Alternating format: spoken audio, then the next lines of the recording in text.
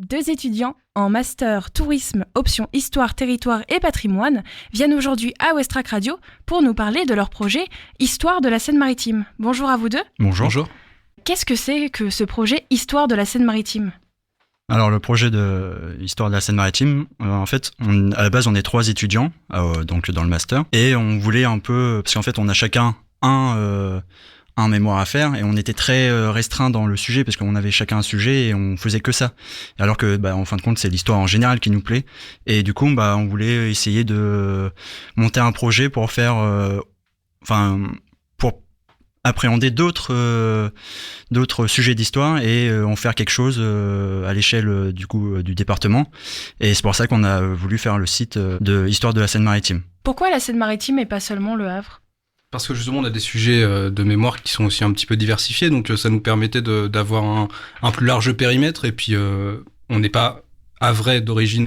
Donc moi à titre personnel ça me permettait de parler par exemple de mon village Saint-Martin-du-Manoir où j'ai vécu pendant un long moment. Ou moi à Lillebonne et puis du coup Benoît il habite à Fécamp. Et c'est aussi en lien avec le fait qu'on veut que le site soit participatif et du coup qu'il y a un plus grand nombre de personnes qui puissent participer, que ce soit des historiens, des amateurs d'histoire, et du coup que ce soit Le Havre, Lillebonne, Dieppe ou n'importe quelle autre ville du département, chacun peut apporter une pierre à l'édifice. Et aussi parce que le fait, l'histoire de la Seine-Maritime, on se rend compte que à part les grandes villes, il n'y a pas vraiment d'histoire qui est mise en avant, etc. Donc on a voulu faire ce site vraiment pour mettre en valeur le département qui possède une riche histoire en son sein. Justement, le site est très nourri. Qu'est-ce qu'il y a exactement sur ce site ? Qu'est-ce qu'on peut trouver ? L'objectif, en fait, c'est de traiter un peu les sujets qui nous tiennent à cœur, finalement.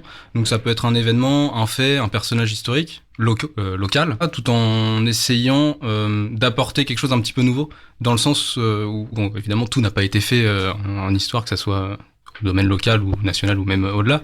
Et là, voilà, c'est histoire de se faire plaisir aussi avant tout, c'est de travailler des petits sujets comme ça qui nous tiennent à cœur sans alors qu'on ne peut pas les faire lors de notre mémoire ou ce genre de choses. Sur mon mémoire, j'ai pas mal évidemment trouvé d'infos, je travaille sur les ouvriers havrais pendant l'occupation et j'ai pas mal d'archives que j'ai mis de côté qui me servent pas pour mon mémoire et je trouvais ça dommage de pas justement les mettre sur le devant de la scène et de les garder que pour moi, je trouvais ça dommage. D'où aussi l'intérêt du site de pouvoir mettre ce qu'on avait dans notre besace, si je peux dire, et les mettre à la lumière. On a l'intention de faire des comptes rendus d'ouvrages permettant de donner une vue d'ensemble de l'ouvrage et permettre aux gens de se faire un avis dessus et pourquoi pas les pousser à acheter l'ouvrage dans n'importe quelle librairie qui le propose.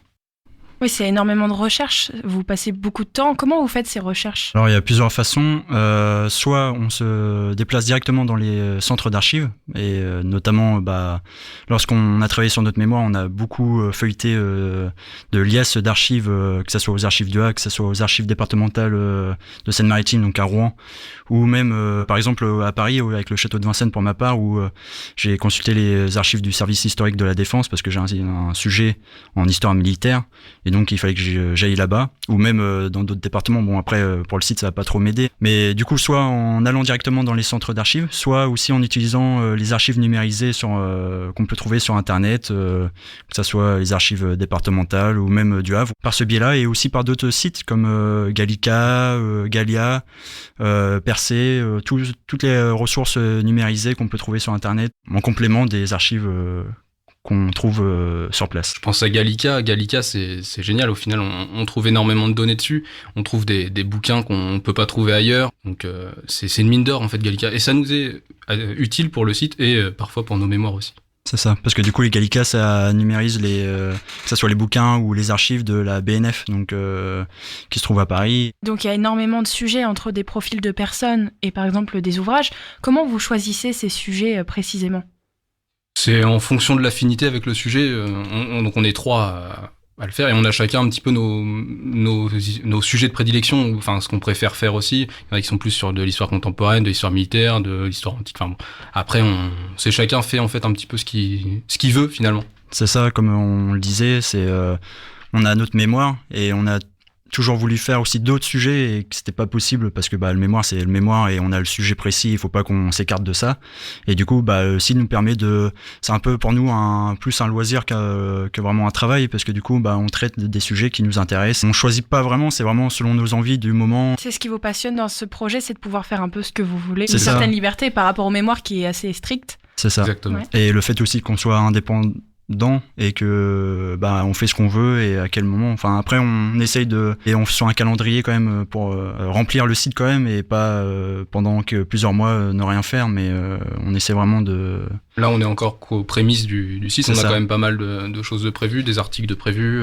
Parce que derrière ça, il y a aussi un projet de contribution collective où chacun peut proposer un article et on le publiera s'il est bon.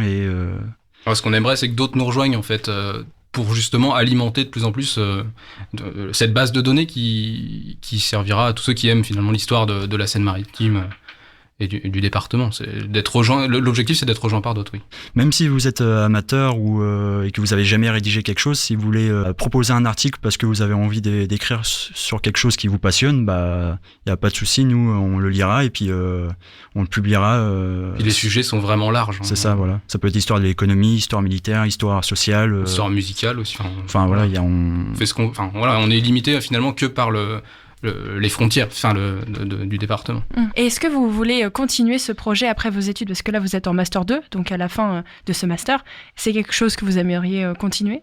Ah oui, de toute façon, c'était prévu, pas vraiment par rapport à nos études, c'était vraiment pour continuer ensuite. Et c'est pas un projet d'étudiant, c'est vraiment un projet. On était 3 copains, on voulait faire quelque chose de nos connaissances. L'objectif, c'est de pas s'arrêter. Tant que ça nous fait plaisir, finalement, c'est de continuer. Parce qu'on n'a pas vraiment de contraintes. Tant qu'on écrit, tant qu'on publie, même si c'est plusieurs mois sans écrire, c'est pas grave, on reprendra s'il faut plus tard. Mais donc, comme on n'a pas de contraintes, pourquoi arrêter et juste continuer et puis écrire quand ça nous chante. Est-ce que vous voulez nous parler d'un sujet que vous avez posté dernièrement qui vous passionne et nous donner un petit exemple de ce qu'on peut trouver sur le site?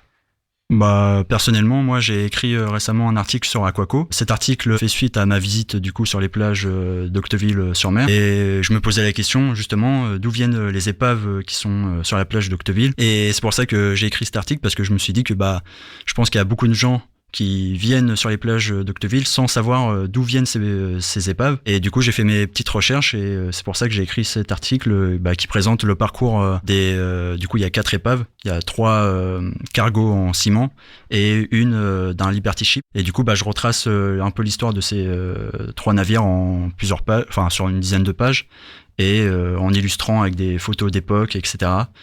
pour renseigner les gens qui ne savaient pas d'où venaient ces épaves. Oui, quand même, c'est un article, mais une dizaine de pages, donc c'est ça, oui. Après, beaucoup de recherche.